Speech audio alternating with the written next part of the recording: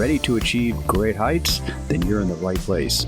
Welcome to Power Your Performance, the podcast where we dive deep with leaders in the gaming world and beyond and learn the techniques they use to power their lives. I am your host, Gary Kleinman. Welcome. We're with Dr. Hello. Marianne Engle, clinical and sports psychologist, licensed in New York and California.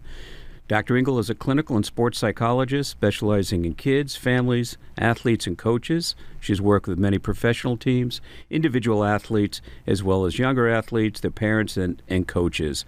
She has academic appointments at Harvard, MIT, University of California, San Diego, and now at NYU. Boy, with these, I'm surprised you're even talking to me. She is a vice president of inCourage.com, a website and company devoted to best practices for coaches, athletes, and their families.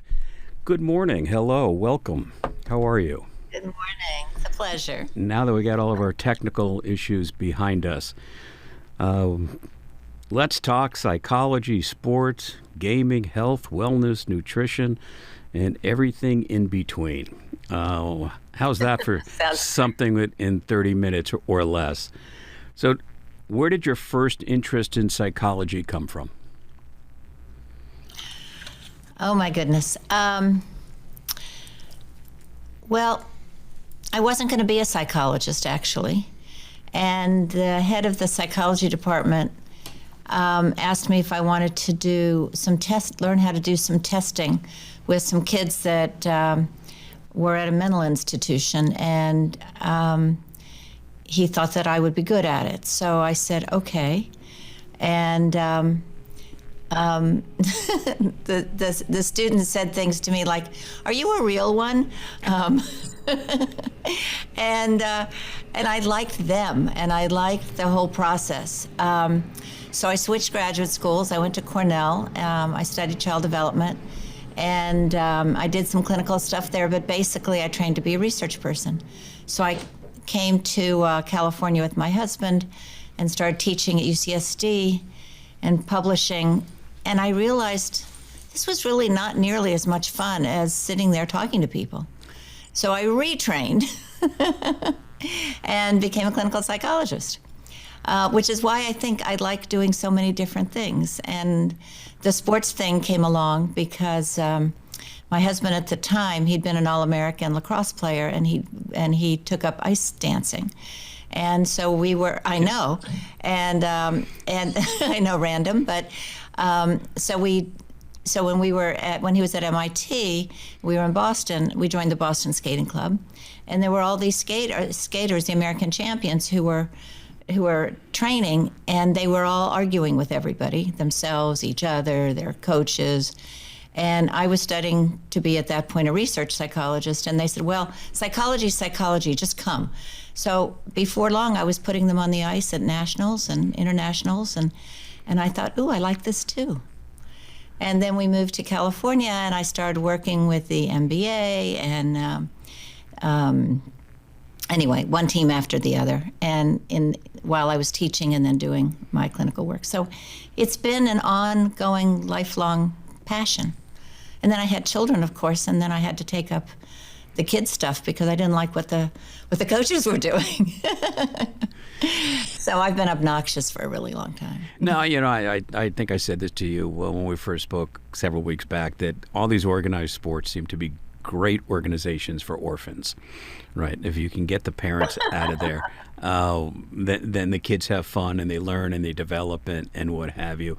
So is there much of a significant difference between clinical work and sports psychology work? Well, I think being a clinical psychologist and a research psychologist has really helped my sports work, because I know what normal development looks like, and I also know what happens when you have internal things that get in your way. And so it's a combination, and I think that's why I like it so much. So I think both, yes. Are athletes, forget the sport that they may be engaged in, do they have similar, for lack of a better phrase, symptomologies or behavioral challenges across sport No, I know. that's psychologically based, no matter what they're engaged in? Because then we'll take, some of the learnings that you've had in traditional, we call stick and ball sports, and translate to that, how that's interpreted potentially in the esports and gaming world.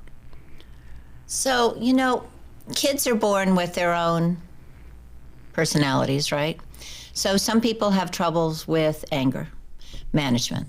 And and mothers will tell you that from the time this kid was little, if they didn't get what they wanted, they get so mad, that kind of stuff. Well, translate that into somebody who's a really good athlete, and they will get so mad too. And what if they're an incredible athlete? Well, then we've got some issues, big issues. There's others who are really sweet and nice, but they kind of go around and cheat a lot. Every game they play, they want to win. If they don't win, they find a way to cheat. So there are a lot of issues that come from childhood on, and then we see them in athletes.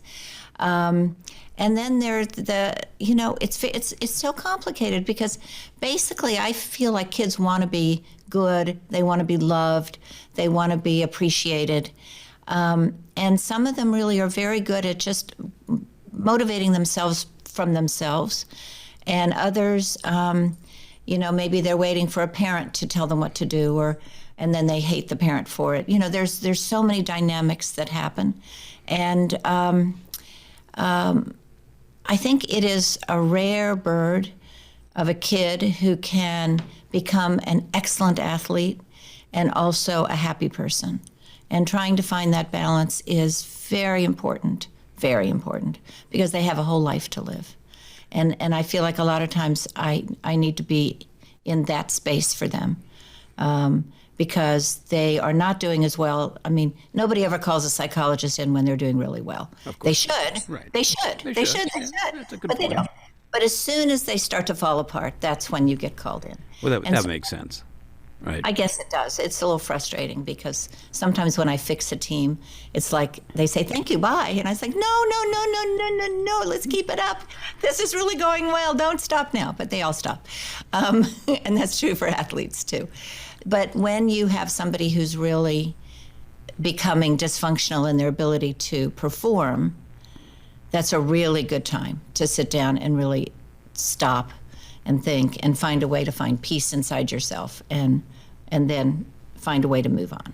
And from your research aspect, in looking at what you just said about kids with anger or cheating, is that family condition in the environment? Is some of that just predisposition genetically?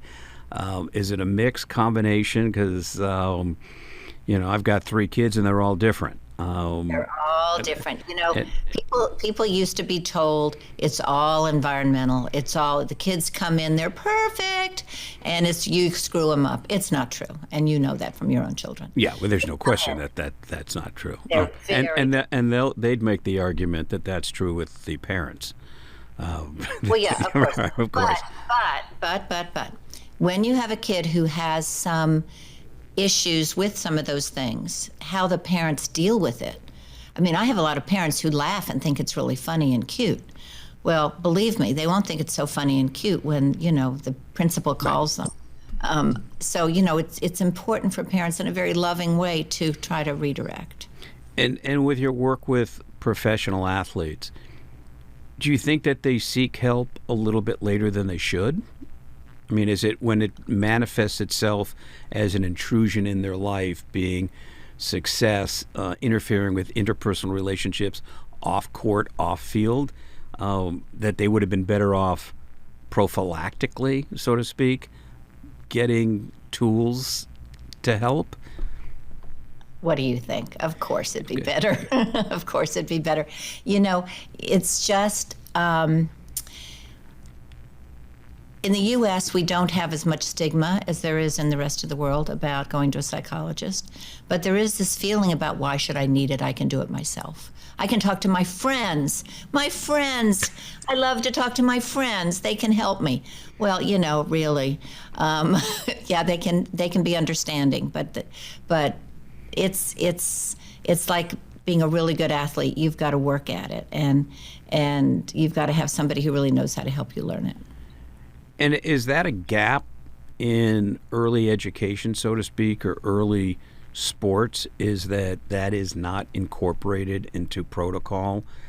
Oh, I love that question. I love that question. Of course it's not, and it should be. And it should be. Why isn't it? Well, I can tell you that I have a son who's a really great athlete, and I would sometimes talk to the coach and say, you know, can I meet with the kids for a little bit? And because I was working on some techniques and stuff, and he was always good with it. But not a lot of the parents, there were a few parents who didn't want their kids to come because they were worried that I was going to hurt them. Now, of course, those parents, every time they see me, oh, I just loved what you did with my kid. It's like, oh, God. Okay. Just let me remind you. But what did they think you were going to hurt them with or by? I don't know. I think that people think that you're going to make the children, I don't even understand it myself. I think they think you're going to make the children weak in some way, instead of what they think they're doing that makes the kids strong. Think, because I'm thinking about, and 2 out of my 3 kids are pretty decent athletes. Is the thinking that if you inquire at this level, that they may have a sense that they're not good enough, and they're not good enough themselves, and therefore they need external or outside professional help, and therefore you kind of undermine or perforate their self-esteem? That may be what parents think, but of course it's just the opposite. Well, yeah, without a doubt, it would be the opposite. I have all these techniques that I've worked out for parents to do with their kids, and for kids to do, and for coaches to do. And all they do is make kids stronger and happier and feeling more competent. And so, but yes, I think parents get worried. I was just going to say, who's harder to deal with, the parent or the child patient? I mean, it's every parent wants to see their kid successful, right? And I think parents all too often go into situations and look for a guarantee that it's going to happen. And we all know professionally there are no guarantees. And it's kind of like puppy training. You can go to a class, but if you don't incorporate those skills when you get home and put the dog in the crate, you're just not going to get the results, and it's not the fault of the class. And do you find that, I mean, I'm not trying to equate athletes and puppies, but maybe we should. Do you find there's similarity in that they want quick fixes and they're not going to do the homework, so to speak, and really look at lifestyle changes, be it psychologically, physically, or otherwise? And it's like, okay, I had my session with Dr. Engle. I should magically with dust be cured, and therefore I don't have to work on anything? I interview people before I take them on.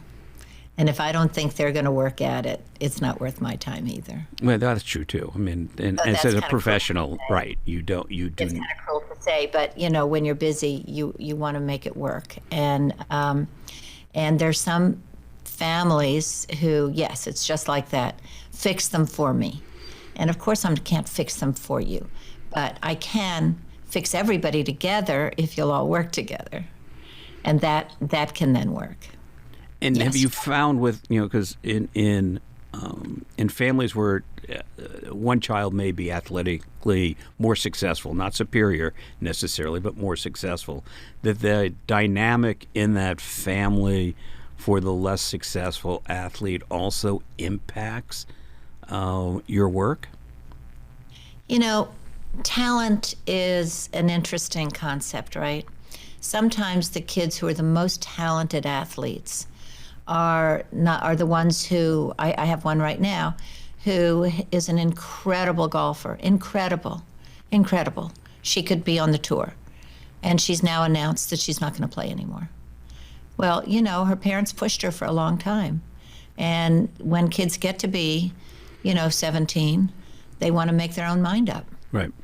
And so even with all that talent, it might be the kid in the family who has less talent but more go. Right. It's actually going to work hard enough to be there. Yeah, it's interesting. Going back, I won't mention names. I did a lot of work with a bunch of NFL players, and 2 out of the 3 boys played in the NFL. One had a Super Bowl ring. The other is incredibly well known.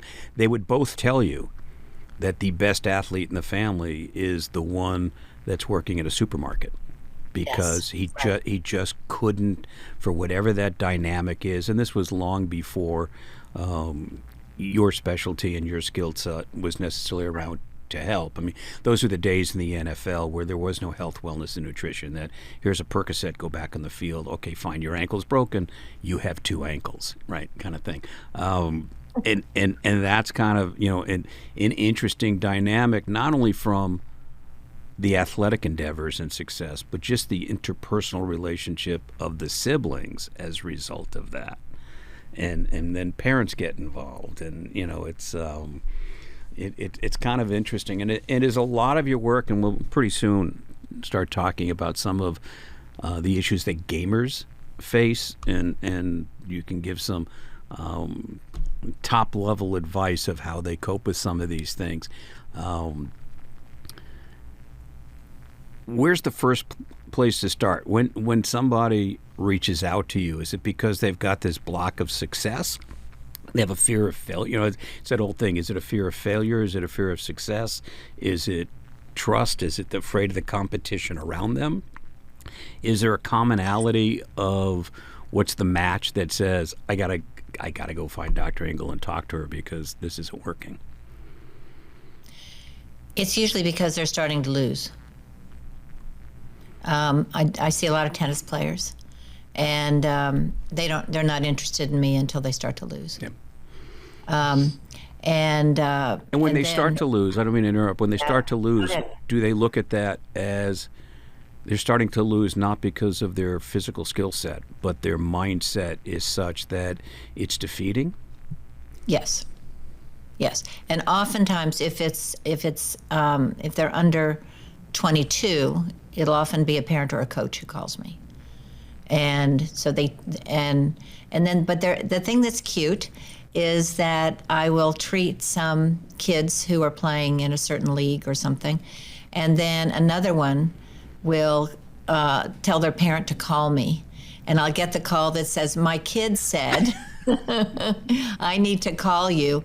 Can you tell me exactly what you do and why that's so important? But it's great because those are the kids who come in and they are so motivated because they saw somebody else do better, and they want that. And so how much of the organic issue is the money that's in professional sports and parents starting kids at 7, 8, 9, 10 and pressuring them to practice? I mean, there's so many examples of, the Williams sisters, right, where, they're practicing in pouring rain because their father wanted them to succeed as a way, I would, at least for today's conversation, say it's good-hearted and it's well-intended to get out of certain communities and what have you, that kids are really not developed yet to be able to withstand that, and it explodes sometime later.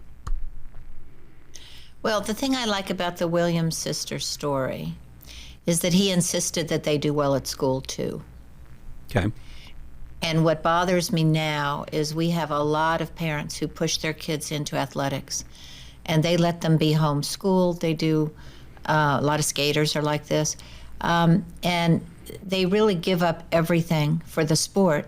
And then what if they don't make it to the top level? Right. And even if they do, how many sports have a lifelong trajectory? They don't. They don't. So you need to have something else going on inside you and your mind and your development that goes with the sport. Sports are not 100%. And but the thing you're talking about, which I think is really a national issue, is that the kids who are in athletics now, to get to the higher levels and stay at those levels, the they are required to play their sport year round. They're required to kind of drop out of other things. So developmentally, it's really bad. It's all or nothing. It's all or nothing, and it's really bad because, like this kid I'm talking about, this girl who's dropping out, most of these kids will get to the point where they say, this is your priority, this is not mine. This is not who I'm going to be. And then what have you left them with? They have one sport. They didn't do that well at school. I mean, you know, where have you left them? And the parent will often feel like, you're letting me down. We did this for you. We Right. did this for you. It's like, oh my God, the guilt. And so how much change, and then we will get into gaming, because I'm fascinated by the sports psychology and being an athlete and, you know, and actually being honest with yourself of where you are, right? And that's probably 90% of the game is to be honest with yourself. But since you started and where you are now in your practice, social media has changed so dramatically, right? So you got TikTok and you've got Instagram, and you have these horrifically sad stories like the goalie from Stanford, unfortunately at 22, who took her life. Yes. I mean, and how much of that is social media, and how do you advise and what do you say to parents and the athlete of either distancing yourself from the effects of social media, not necessarily being on social media, but not having it have an emotional impact where you're harming yourself in whatever way you want to define harm. I mean, it's got to be staggering right now with social media influence. It is so hard for everybody. It's hard for parents to keep the kids off of it. It's hard for kids to force themselves to stay away. I deal with this all the time. And the strong athletes who are good students, who we do these little timing things. So, and also I ask them to do their homework away from their computer. Or if they use their computer for their homework, that they stay off. I mean, there's all these wonderful studies that show that if you are on the computer while you're doing your homework and you're looking at social media at the same time, so if you ask the kids, how do you think your homework goes when you, oh, it's fine, I do, you know, da da da da da da da. In fact, you know, the research shows it is not fine. And if you write an essay and you're doing it, if you look at the one phrase after another phrase after another phrase, they often don't match. Okay. Because their thinking gets, you know, changed up.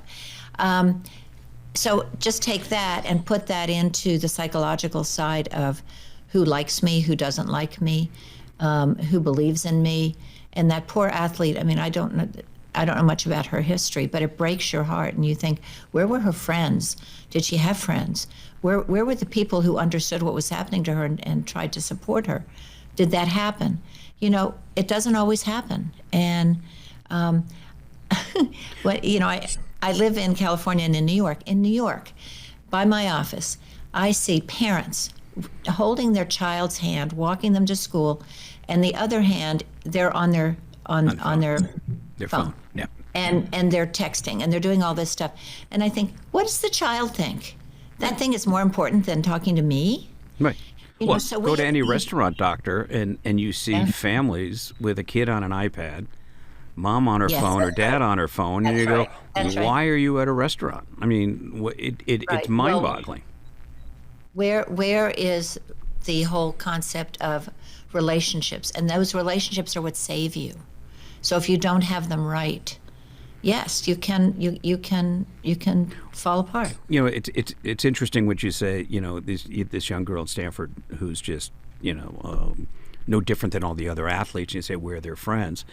Knowing a lot of professional athletes, in many respects, they don't even know who their friends are, right? Because you got all the people that want access, right? And they want the free things that they all get and what have you. And then, you know, there's a sense of isolation that athletes have because and a level of mistrust because it's very, very, very difficult to actually really know who you trust and who you don't trust. Even in your family. Even in your Sadly, family. even in your family. I mean, yeah. especially as you become more successful. But the interesting thing when you said about computers, everything else, and I thank you for that because it's a great segue into gaming, right? Because gaming is about computers and consoles and mobile. And it is, as it's grown, very social media based. So if you look at Twitch, right, and you got people that are streaming 8 to 10 to 14 hours a day straight. How does somebody psychologically manage that? I mean, what do you think they could or should be doing for better balance in their life? You know, when all you're doing is your friendships, your relationships, your thinking is all about this back and forth, what's real? What's real? Who can you touch? Who can you actually be with? How do you know? And so it becomes a whole fantasized relationship, right? Right. And God forbid they actually meet each other. I mean, they may become friends, and there are all these nice accounts of people who now meet together, and I'm much more in favor of that. So at least they're talking and they have a conversation. Right. But have you looked at their bodies and their wellness? I mean, it's the same thing as any kid who would play sports, 18 hours a day. It's, we're humans. We need balance. Without a doubt. If we don't have balance, Right, if we without don't a have doubt. balance, we are not going to be healthy people as we grow. Without a doubt. Gamers suffer from a lot of symptomology being, carpal tunnel syndrome, right? Because of the 125 movements. I mean, it's literally 125 movements a minute while you're gaming. And that's from spatial awareness in your eyes, your hands, and eye-hand coordination. There's focus issues. There's major anxiety issues. There's when you're sitting in a non-ergonomically designed, hip, cool-looking chair for 8 hours, that's not good for your posture, your neck, and what have you. And what I'm saying. I'm going to stop you. There is no chair that's going to be good for that many hours. No, I Just wholly. no chair. It's just there's no, not unless there's a buffet in front of it. But and then you can sign me up for that all day long. But no, and so the psychology of that is impacting gamers now, and I think you're seeing, unfortunately, not to continue to go back to the goalie from Stanford, but there are more gamer early deaths. There are more. Kids dropping out. There are more kids that are being, I wouldn't say antisocial, because there's a value proposition to gaming, and we can talk about the good things and the benefits of gaming, but it's about that balance. So, what's your recommendation for these gamers that are stressed? Because they're trying to get more subscribers, they're trying to get more likes, right? They're trying to get more engagement, and that becomes the definition of success. And it's not necessarily your content per se, but let's amass likes, or let's get 1,500 more people giving me $3 a month to watch my antics on Twitch and then YouTube. What would you say to them? Not that they're asking yet, but they will be. Prophylactically, what questions should they be asking themselves now to maybe make that leap later not so painful? It's all about balance. And if they are sitting there all day panicking about, does this work, does that work, blah, blah, blah, blah, blah, it's like somebody starting a new business. And when it's the same thing, it's just a different way of starting your business, right? And so even if you're starting a new business, you really should get up and run around the block and have good food to eat and talk to a friend and hug your mother and sit down and then do it again. But if you're sitting there all the time, even if you're successful, our brains are not made that way. And you're going to start to feel overwhelmed, depressed, angry. A lot of times people find anger in themselves that they didn't even know they had, but it's really that they've exhausted their brain Yep. and their heart, and they need to get out and do something else. If it matters that much, then do it well. So the extension of gaming is the metaverse, right? Because it's kind of sort of based on an altered reality digital world. Do you predict, because the metaverse is obviously brand new, and I don't understand why anybody wants to buy a $400,000 house a block away from Snoop in a digital world, but that's what they're doing. Does this promote more dysfunction from a psychological perspective? What do you think? Well, I would absolutely say without a doubt, and actually in many respects even worse than what we've seen, because you're really going almost full force into a virtual Fantasy. world, and it's a fantasy of you can be whatever it is that you want to be, and how do you and when do you leave and pay your gas bill, right? That for the house that actually has a key and well, not anymore, it's a ring, but it scares me, as certainly as a parent of grown kids and grandkids and what have you, is their world is kind of like they're no longer their world. They're an actor in this altered factual scenario where you lose a sense of self. It's an addiction, right? Right? I mean, it's An addiction. And is it as much of an addiction as people are finding a place to hide? Whatever the reason, they become addicted to the feeling of power that they get, or trying to find that power as if and they act like it matters.